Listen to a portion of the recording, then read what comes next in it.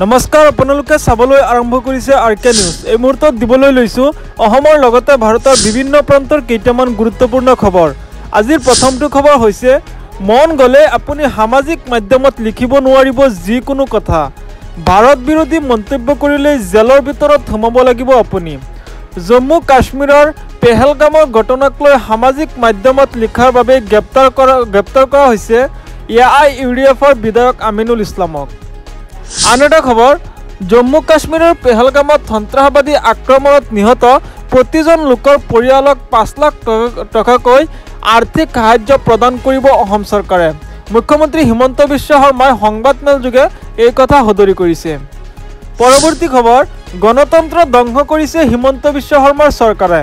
হিমন্ত বিশ্ব শৰ্মাৰ বিৰুদ্ধে ডাঙৰ অভিযোগ উত্থাপন কৰিছে নিখিল ভাৰত কংগ্ৰেছৰ নেতা চৰণ সিং চাপৰাই। বিজেপি সমগ্ৰ দেশত বুট, জুমলা আৰু জাগলাৰী শাসন চলাইছে, অৰ্থাৎ মিথ্যাচাৰ, অপপ্ৰচাৰ আৰু ঠগ প্ৰবঞ্চনাৰে বিজেপি দলে কেন্দ্ৰ আৰু ৰাজ্য চৰকাৰ চলাই আছে। বিজেপিয়ে অসমৰ গণতন্ত্ৰক ভৰিৰে মোহাৰি গাৰ বলেৰেও শাসন চলোৱা বুলি অভিযোগ উত্থাপন কৰিছে। আন এটা খবৰ, প্ৰধানমন্ত্ৰী নৰেন্দ্ৰ মোদী আৰু অমিত শ্বাহক পদত্যাগ কৰাৰ দাবী জনাইছে বিজেপি নেতাই।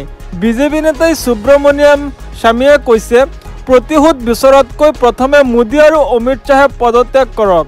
বহুবাৰ পৰীক্ষা কৰা হৈছে চীন, পাকিস্তান, মালদ্বীপ, বাংলাদেশৰ ওপৰত আৰু দুয়োজনে আত্মসমৰ্পণ কৰিছে। চীন বাৰম্বাৰ ভাৰতৰ মাটি দখল কৰি আছে, কিন্তু চীনৰ ক্ষেত্ৰত ভাৰত নীৰৱ হৈ আছে। পাকিস্তানৰ ক্ষেত্ৰত ভাৰত নীৰৱ হৈ আছে।